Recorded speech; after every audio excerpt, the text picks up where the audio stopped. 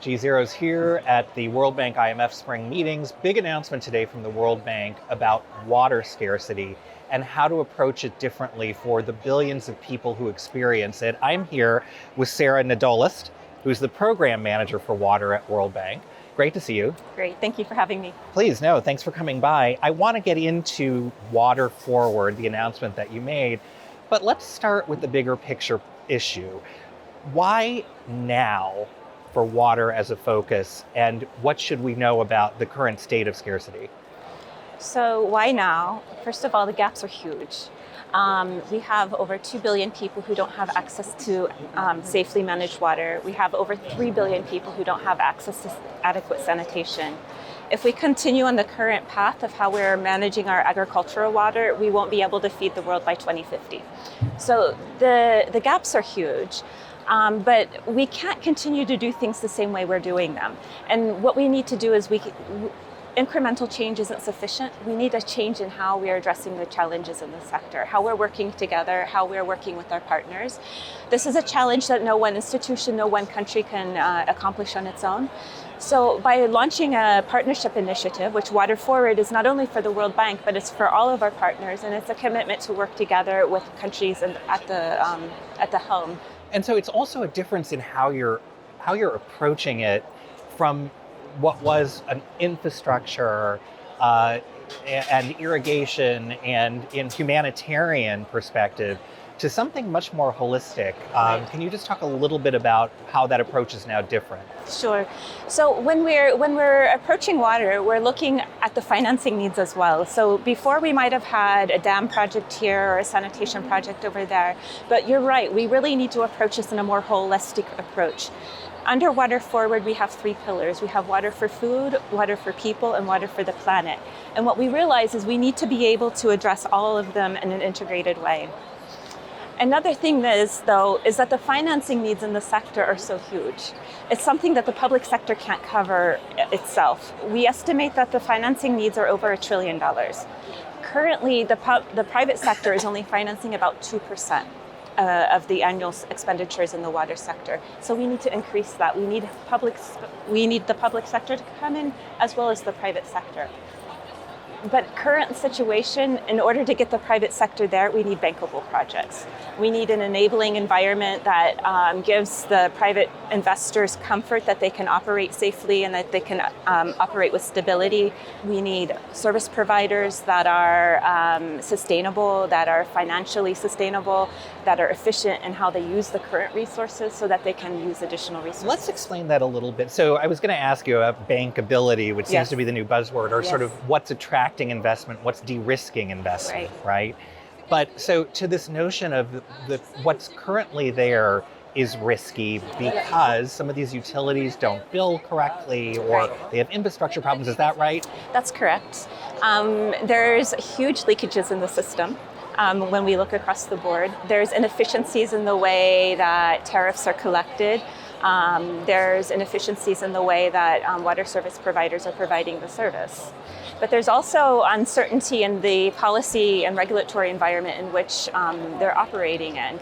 So you need to work on the financial sustainability of the service providers, but you also need to think about the policy and regulatory environment in which they're working.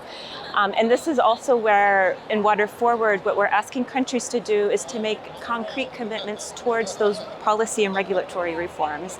And we feel that this will help increase the enabling environment, and then we can get to bankable projects. And so, there's also a gender component to this, and I was struck in reading your background materials how disproportionately water scarcity impacts women and girls, and I do want to give you a chance to talk about that a little bit. Yeah, no, thank you for raising that question. Women disproportionately have the burden of gathering water when water is not available.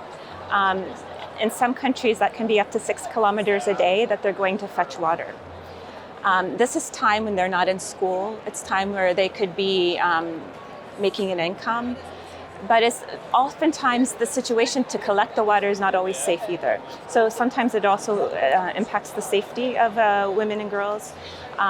We also have the health concerns because while they're collecting the water isn't always safe.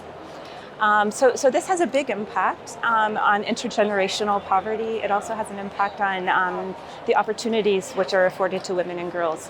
If you're looking at it from a jobs perspective as well, we also don't see a lot of women going into the sector. So we want to encourage women to take jobs in the sector, to make it more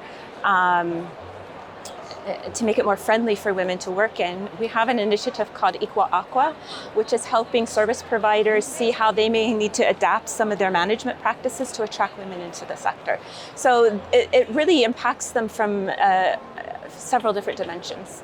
So understanding there's a shift in how to approach water scarcity, understanding there's a need to attract more investment from private sector, and all the reasons why this is important, even from a humanitarian perspective. What about the root causes? I mean, so we still have to look at the reasons why there are water scarcity issues. Have we shifted away from climate as a conversation and into just mitigation of climate disaster, or can we do both at the same time? So I don't think it's a shift, but I think it's more of a recognition that we have more and more climate shocks.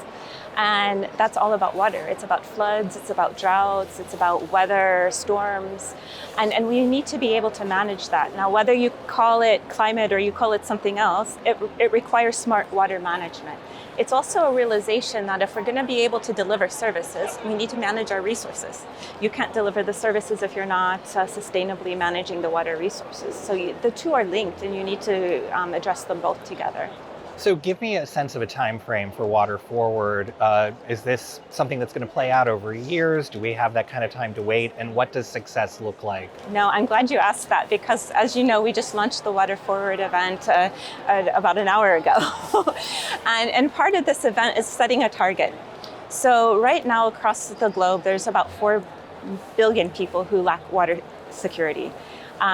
Today at our Water Forward event, the World Bank Group announced that they would, that by 2030, we would reach 400 million people. Now that's only about 10% of those in need. So what we've done is we've put together a coalition along with our partners. This isn't just a World Bank initiative, it's a partner initiative. We've been coordinating with the other multilateral development banks. And today we were able to announce a target of over 1 billion people we'll be able to reach by 2030, working together. So it's about aligning resources, it's about working in partnership. And it's also, I would say, the other aspect we haven't been able to touch on yet is about the country leadership.